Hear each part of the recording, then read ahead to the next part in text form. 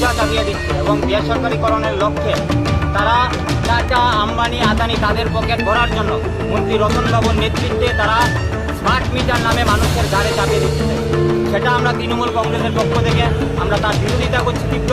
এবং আজকে মন্ত্রী রতননাথের বাড়ির সামনে আমরা এসে ধর্নায় বসেছি যে মন্ত্রী যতক্ষণ পর্যন্ত না সিদ্ধান্ত নেবে যে স্মার্ট মিটার বন্ধ করবে ততক্ষণ পর্যন্ত আমাদের আন্দোলন।